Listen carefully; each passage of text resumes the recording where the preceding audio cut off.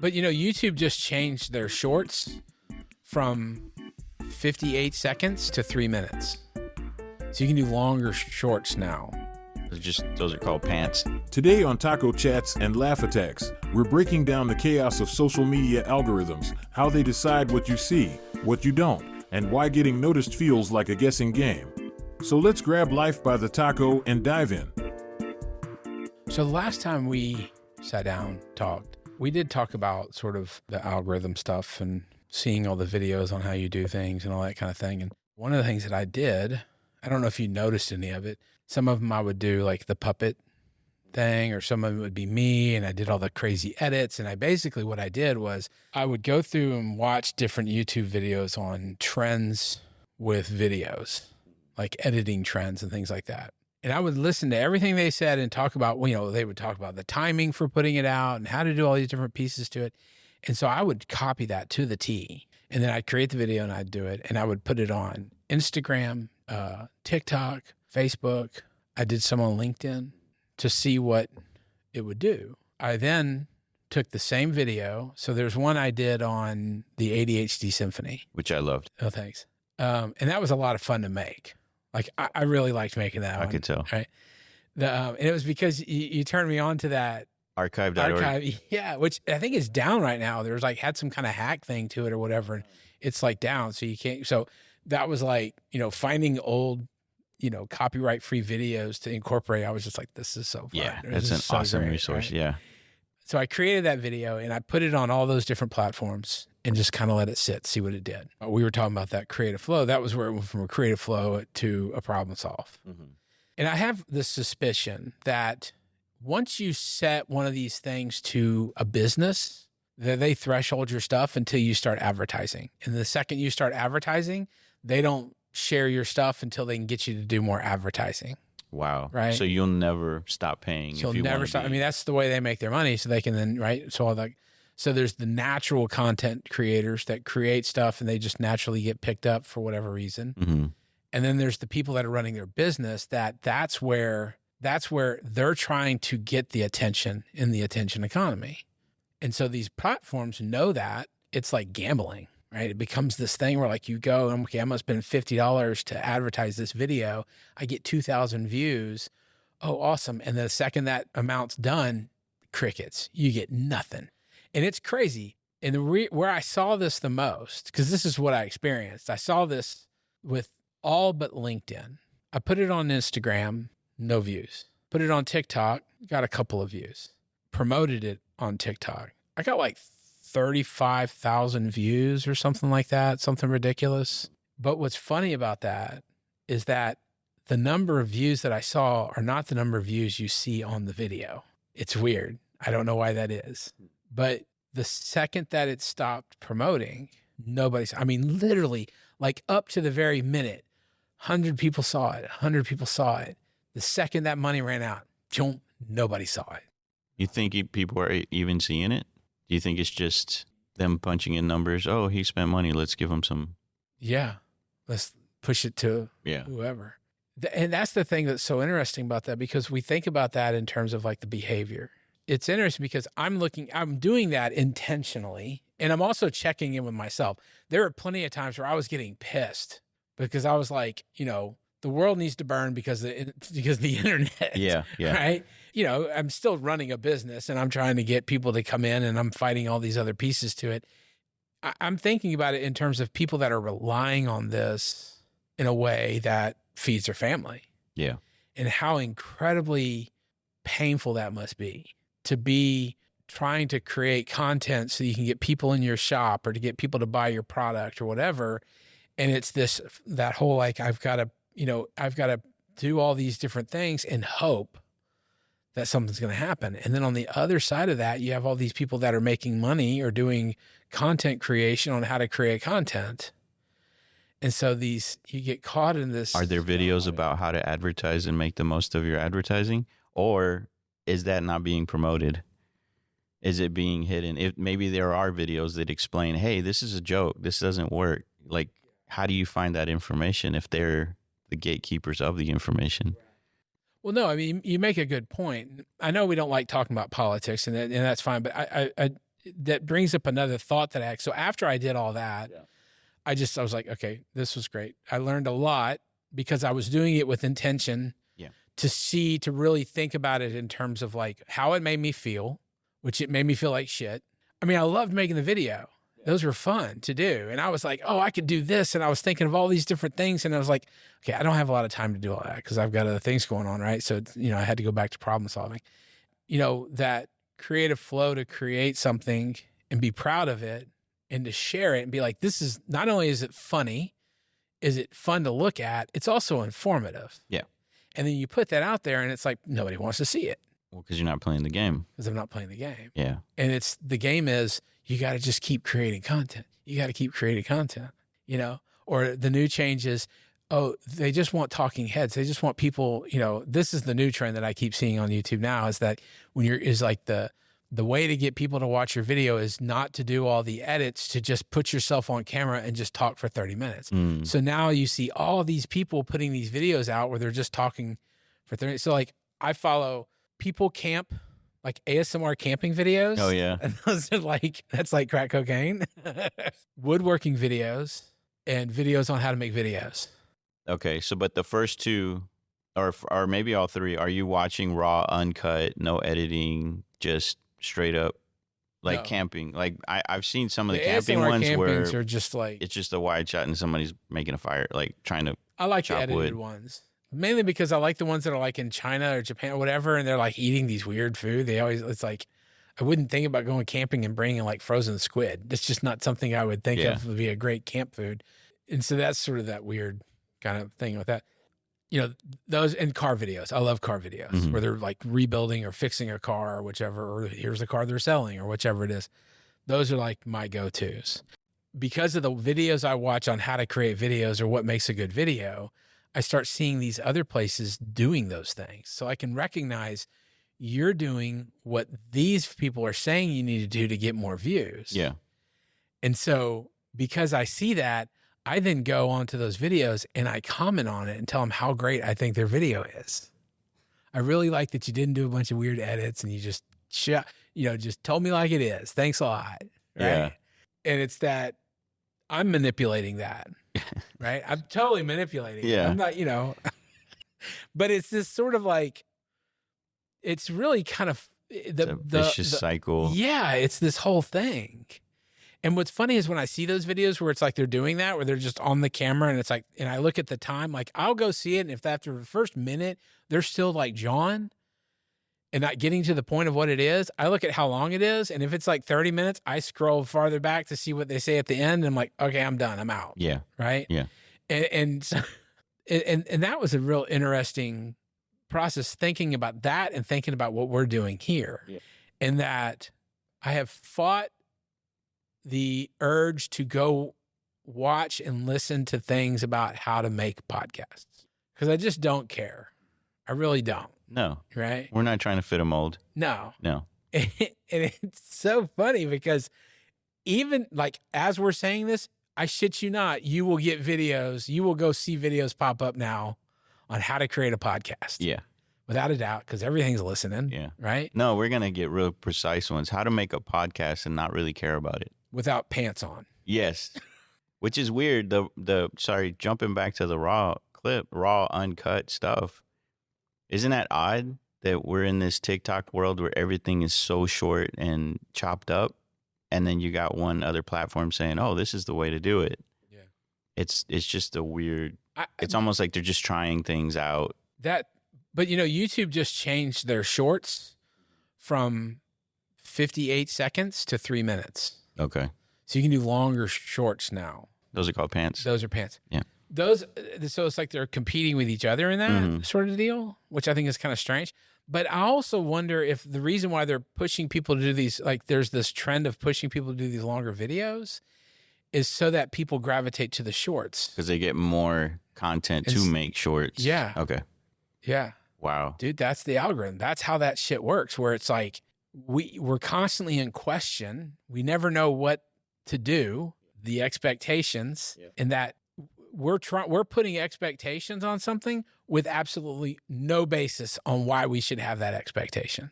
That's interesting. It's just chaos.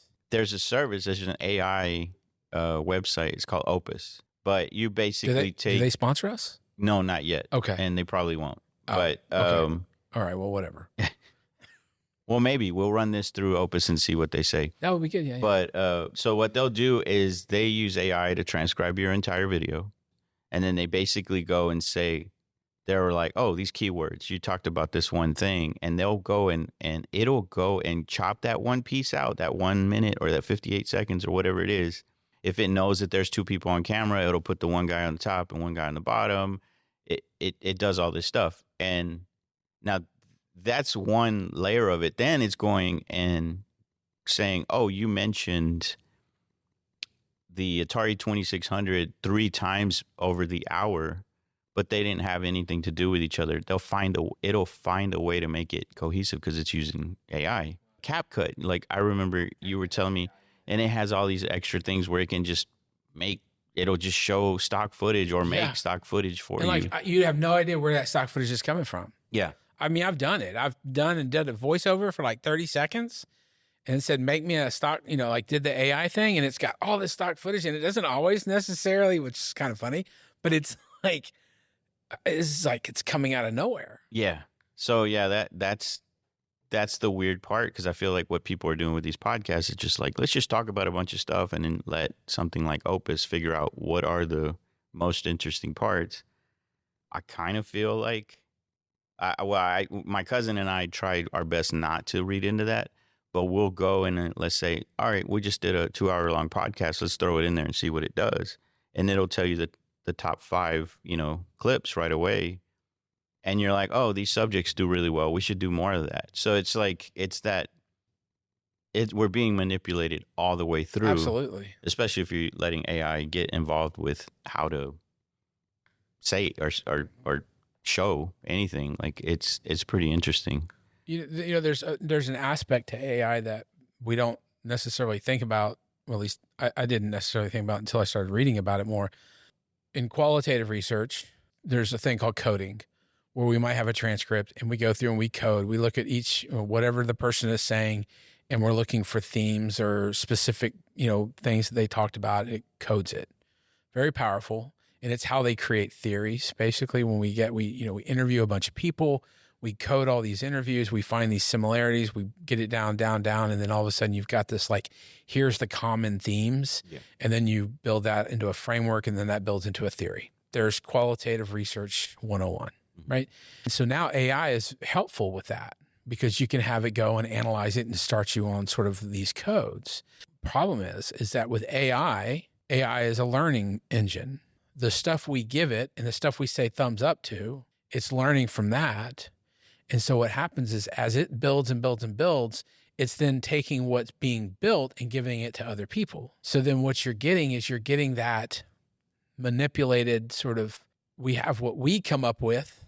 Like historically, these are our ideas that we came up with, and they're organic. And then we take all these ideas and feed it to AI, and then we ask AI to tell us what it is. So it's going to give us its rendition of whatever that is.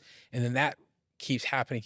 So if our qualitative research is using AI, it's creating these codes based on what it's already learned. So then it starts to change. So now our reality becomes AI.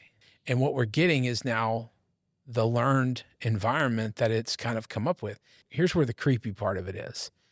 Rarely will AI tell you you're wrong, if ever. You can ask it to tell you something. It'll give you all these answers. And if you say, no, that's not quite right, it'll then give you something else. And it'll keep trying to create an answer until we are satisfied with that answer. Then we move on. You know what creeps me out? On top of that, is that it apologizes. Isn't that weird? Yeah. Like, no, this isn't exactly what I want. Oh, I'm so sorry. You know what? You're right. That's what I see. Yeah. And so when you think about that in the long term. Yeah. That's what scares me, is the singular form of thought. Like everyone is going to be thinking the exact same way because we're all invested into it. We're being fed that through every source of media. So with the election. Yeah. I hear from a lot of different people, and I'm not going to get into political ideology or anything like that. But what I found really interesting were a lot of younger people that might have leaned more left, felt like a betrayal. Like, how could this happen? How could Trump become president? How could, and this whole, like, this absolute sort of betrayal of anybody who didn't vote for Kamala. What's really sort of sad about that is that kids today, people that are 18 to maybe 25, their world is through these applications. They're not necessarily having deep political thoughts and conversations and experiencing the things that people are experiencing with buying groceries and all that stuff the same way as, say, we did before all this stuff was there. Yeah. And so when we didn't have that, our experience was what we experienced in the present reality. These algorithms create these silos of ideas and thought, kind of like the way AI kind of does that. You're always right. You're always right. So if the algorithm is always showing you this one picture, you're saying to yourself, this is what's right. Yeah. And you're not seeing the whole picture. What's really sort of, I don't know, it's almost like a epiphany of sorts with this whole attention economy research is that scenario that these kids experienced where they had this sense of betrayal was artificially created, was created based on behavior, marketing, and advertising sales. I could imagine if the only thing I saw was that everything's great, Trump is gone, Kamala's making, $1 billion, blah, blah, blah. And then the reality sets in that, nope, people didn't want her. Yeah. That's a loss. And it's not a loss like, oh, there's all these different things in my life that are going to change now. I get all that. This is why we have checks and balances. This is why we have the government that we have, blah, blah, blah. But the thing that's sort of sad about that is that there's no acceptance of maybe I was looking at only one side of things. Yeah. That's gone. Maybe I'm not thinking about the people in other places. I even talked to one of my kids. One of my kids called me and was, talking about the election, and they were sort of confused about what was happening. And I told them, I said, you have to think about, there's people that have certain things that they want to make sure they have protected. And then you have other populations that are trying to protect something they already have. And that's the two sides. And, you have to be able to look at all of the experiences of people in order to understand how it's affecting me and how it's affecting our government. And you're not going to be able to do that 18 to 25. I think our generation could do it because we can think on our own and not. Right. Well, and that's what I told my kid. I said, we're the same. I said, I told my oldest, I said, you have to take into consideration that we're the sandwich generation. So we're also not the ones that get online and talk about shit. And so when you're in your silo, you're not hearing this group that's quiet, that has spent their entire lives working their ass off. And now they're in this sandwich generation where we're not only taking care of kids at home, we're taking care of kids in college, and we're taking care of parents. Yeah. And so, a $2 change in eggs just might be a big fucking deal. Yeah. For a Gen Xer who's dealing with all these people who are relying on them, and they're like, I'm sick of having to be relied on for all my life. This is, bullshit, right? Now, I'm not defending that. No, I get it. I'm just talking about when we look at that perspective, right? And it's so funny because I feel like that's the piece that the attention economy has created, that division. As soon as they show you something that you don't agree with, you're gone. And there's no more advertising. Yeah. There's this book I love. It's called Shit My Dad Says. And there's quotes that the guy shared on Twitter for a long time. I don't know if you saw. But his dad had said, anybody who thinks they know what's best for 300 million people is an asshole. So basically, you're just voting for the king of the assholes. Yeah. Yeah. And I'm like, that makes complete sense, right? But I think, without getting into it, what this election got narrowed down to was morals and money. And it depends on where you are in life and and if you're at all enticed into one or the other, the algorithm will take care of the rest. We'll say, okay, you're kind of in the moral side. Let's go ahead and capitalize on that and keep that going because there's products that want to sell to you. But it's like with all things, right? Like we talk about like gun safety. Yeah. Right. Yeah. If you're like sitting there and all of a sudden on TikTok, you're seeing all these videos of people with like, different types of like customizations for their pistols and all that stuff. And you're like, this isn't what I want to see. Yeah. Right. And then all of a sudden you're off the app. Mm-hmm.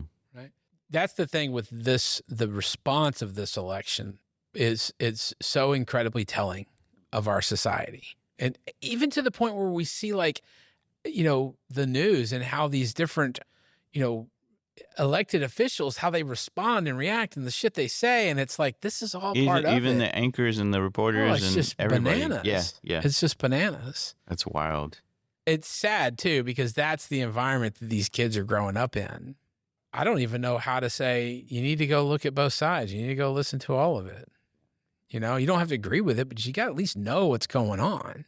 And I see it a lot in these social work programs too, where there is condemnation for people that want to take care of themselves. Kind of going back to that idea of the selfishness and like my passion and why I do these things that I do, but that it's that condemnation of it that where we become divided because it's all or none. You can't want to make a good living and also care about people that don't make a good living. You have to suffer to help people suffering. I don't know if I believe that. I think that kind of becomes an area of discontent amongst some of my colleagues. And I've made it very clear to people that in my line of work, you can't take sides. That's not our role. And if you are taking a side, you can't take a side that oppresses a group out of and calling it social justice. And I think that's what we're seeing. I think what happens through those algorithms is it amplifies that. We see this with this group that's like, because you didn't do what we wanted to do, then you are an evil, immoral, you don't care about people, whichever it is. And then you have the other side that is saying the same thing, but a different vein. And either way, it's like everybody has the same thing. Everybody is afraid. Yeah. Fear is a powerful drug, man. Oh, man. Fear is a powerful drug. Capitalizing on it. It's time to face your fears. Hit the subscribe button and share this episode. We doubt it'll mess with your algorithm, but no promises.